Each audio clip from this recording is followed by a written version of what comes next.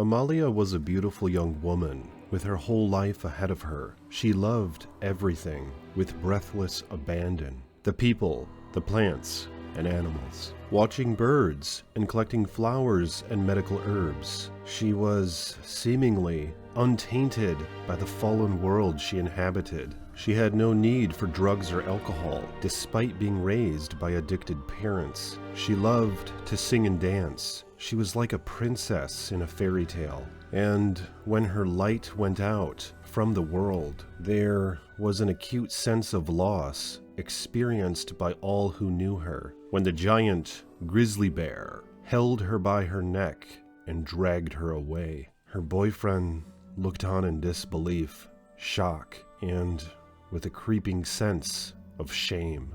What's up, guys? Iceman here. So this story is called Dancing with Bears, and it already seems to be quite alluring. So before we get into it, I'd like to first off thank you guys for all your support on this channel, as it has been growing exponentially. And it really helps me out if you hit the like button and if you subscribe to the page. And don't forget to hit the bell so you're notified next time I post a video. And if you want to support me further, you can become a channel member or a patron. Links in the description below. And blessings to those who support the Iceman. So before I bore you with these bearing details, let's get into the story. "Oh, Brett," the young woman exclaimed, trembling with excitement. "Have you ever seen something so amazing?" Her delicate fingers curled around the daisy-like yellow flower, which sprung from a rosette of smooth green leaves. "Tranquil goldenweed." She said the name slowly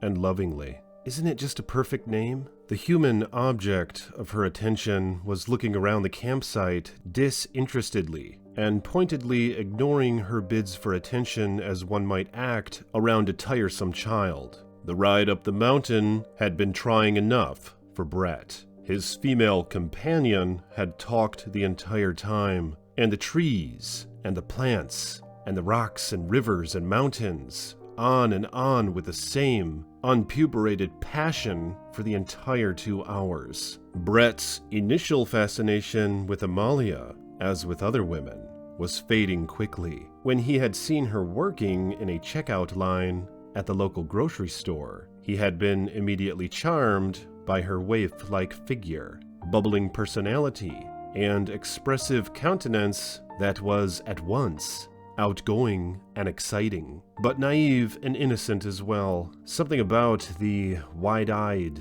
and unblemished nature of a young woman was eternally alluring to Brett. But women rarely remained untainted after making his acquaintance. The camping trip began innocently enough, or perhaps not so innocent, if we were to examine Brett's motives. For his lack of interest, he had learned enough of Amalia's personality to get what he wanted out of her. With most women, it was easy enough to impress them by showing off his tattoos, now full sleeves on both arms, or his investments in cryptocurrency. He was confident and normally a bit standoffish, which worked in his favor. Amalia was 25, older than many of his recent conquests, but she had something the others did not. An autism spectrum disorder diagnosis, though mild. Her parents, whom she lived with, were rightfully suspicious of Brett's attentions, and he was obliged to progress a little slower than he would have liked. The camping trip had been his idea to get her alone,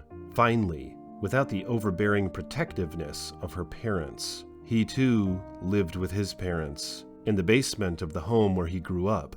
At 28, it was getting harder and harder to convince his parents to continue supporting him. But that new Dodge Ram 2500 with a 6.7-liter Cummins engine wasn't going to pay for itself, and it didn't look like his crypto investments were actually going to pay for it either. Amalia was intimately familiar with the plants and animals of the area in which she grew up, which was outside of Jackson, Wyoming. She was partial to the megafauna of the area, the elusive wolf packs, the graceful pronghorn antelope, the formidable bison, but particularly the intelligent, observant grizzly bears. They were to her close familiars, or even relatives. She would walk her dog, unleashed, along some stretches of the Bridger-Teton National Forest, collecting plants for herbal medicines and, in her mind, communing with the plant and animal spirits. Once, she had stumbled unwittingly on a lone female grizzly in the forest. The Togwotee Pass area is excellent grizzly habitat and is an important part of the Yellowstone ecosystem, which provides habitat for around 700 bears. She was alone this time, head down as she walked, watching the boggy ground for plants, when a soft huff stopped her in her tracks. She looked up into a pair of soft brown eyes, set deep in a chocolate brown brow. The bear's ears pointed up, and she sniffed the air between them curiously.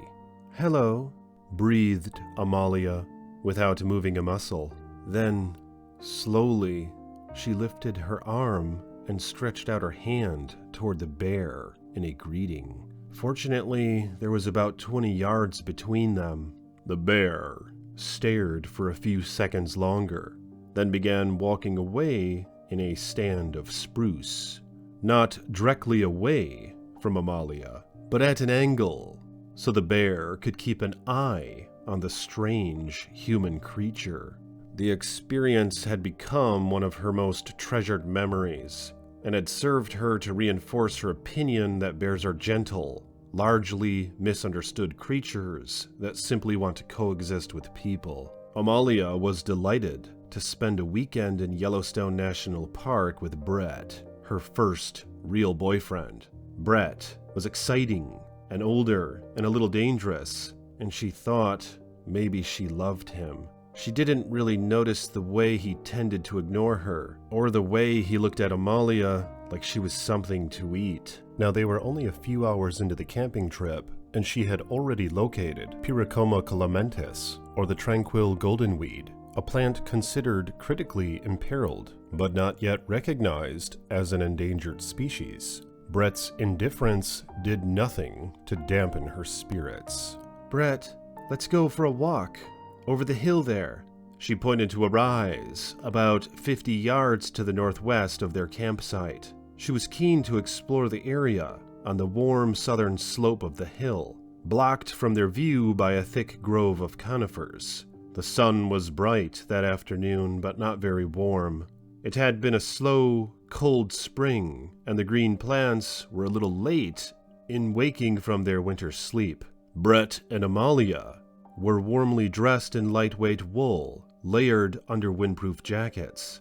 Amalia reached the top of the hill and cinched her hood against the cold spring wind. She sighted something interesting on the slope below her and disappeared. Brett grimaced and followed more slowly. "Oh, Brett, look!" He heard her muffled voice, and he followed it to a small clearing in the pine trees, protected from the wind by the hillside above. He stopped short when he saw what she was doing. Amalia was on her knees, beckoning to a small bear cub, hand outstretched. The cub was about 10 feet from the woman and making small, somewhat dog-like crying noises. "What are you doing?" Brett was horrified. He looked around quickly for the inevitable mother bear. "We need to get the hell out of here, Amalia." "Shh." Amalia was still looking at the cub, making soothing, sing-song noises. Brett was backing away, back up the hill the way they had come, when he heard the noises on the slope below. The heavy evergreen branches gave way to a large brown shape, nearly 800 pounds of angry mother bear. Amalia froze, the cub in between her and the adult bear. Brett was now a stone's throw behind her up the slope, trembling with fear. He choked out a shout. "Get back!" The sow huffed a warning and pawed the ground. She never looked at Brett, but kept her gaze on Amalia, who, Brett saw in disbelief, was still talking sweetly to the cub, and now to its mother. "It's okay. I won't hurt you." The bear cub sniffed towards her outstretched hand curiously. "Amalia, don't!" Brett yelled again, but to no avail. The woman reached her arm toward the cub and slowly, carefully, her fingertips touched the thick brown fuzz between the cub's ears. She said something else, but her quiet voice was drowned out by the sound of a charging 800-pound grizzly crossing the clearing in the blink of an eye and stopping abruptly in front of Amalia, straddling her cub protectively. Her huge head was lowered and almost level with the woman's in her kneeling position. Her body language was showing unmistakable warning signs, from the ears laid back against her head to the low head posture, huffing and snorting. The sow didn't want to fight. She had encountered humans before, along the popular Tagwadi Highway, which crosses some of her preferred habitats. Normally the humans stay away, watch from a distance, and only rarely approach. But this time, a human was threatening her offspring, her one surviving cub. It had been a hard winter and a long spring. Many vernal foods were still scarce, and the sow was feeling the stress of a difficult year. She could not risk an encounter with a human, even a small, soft-spoken one. When Amalia made her fateful mistake, the bear was ready. The woman, feeling that the tense moment was over, began to slowly rise from her kneeling position. In an instant, the bear charged Amalia full force, slamming her thin body to the ground and forcing her away from the cub. Immediately, the bear dug her forepaws into Amalia's upper body and shoulders, the woman trying in vain to raise her arms up and protect her face. The sow picked her up by her shoulder and thrashed her around like a pit bull, tossing her several feet, only to hastily return to mauling her. A short distance up the slope, behind the cover of evergreen boughs, Brett looked down in horror. He listened in a sort of detached way to Amalia's screams. The bear was tossing her limp body around like a rag doll. He knew that without a weapon, he had little chance of surviving an attempt to save her. His life flashed before his eyes. It wasn't fair. This shouldn't have to be his fate, too. Brett, though not an ambitious man, had many things in his shallow life left to accomplish. There were video games to play, women to meet, a variety of tattoos he still wanted to get, and perhaps even a career to pursue someday. Brett could clearly hear bones cracking as the bear picked up Amalia by the neck and ravagely shook her side to side. The screams had stopped, he noticed. It was probably over, he decided, and this was too much to ask from anyone. While the bear had her head down, deep in Amalia's torso, Brett turned and ran. He chose not to be named, and now his identity has been widely hidden from public scrutiny. He ran, and he didn't look back. Several days later, Amalia's body was recovered, half-eaten. Bits of her flesh and clothing were found in bear scat, not far from the attack site. She most likely faced a quick and merciful death, according to the damage done to her body in such short amount of time, and according to Brett's testimony. Jeez, what do you guys think about that story?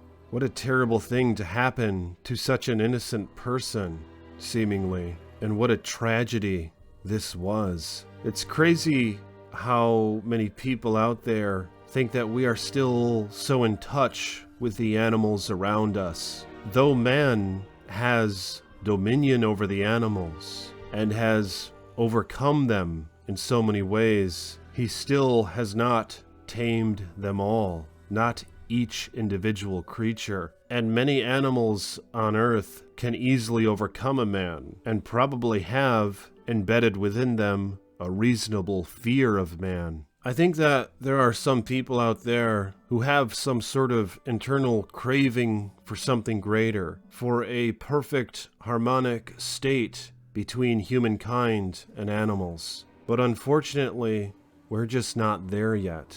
And this story is a testament to that reality. I'm curious what you guys have to say about Brett, as they called him, running away at the end. I've heard a lot of bear encounters where a second or third person in the party fights back and they can actually get the bear to retreat. But of course it doesn't always end that way. And what a strange dilemma that the girl actually provoked this incident, though unintentionally, because of her misguided trust in these great animals. But do you think Brett should be condemned for running away? And again, this seems to be a situation where there was no weapon in hand brought out into bear country. And I can't imagine ever doing that myself, but I want you to put yourself in his position. What if you did find yourself out there with no weapon? Would you have grabbed a stick or something, or would you have jumped on top of the bear anyway? And what's your opinion about him running away? I'd appreciate it if you guys let me know your thoughts on these matters in the comments below. I'm just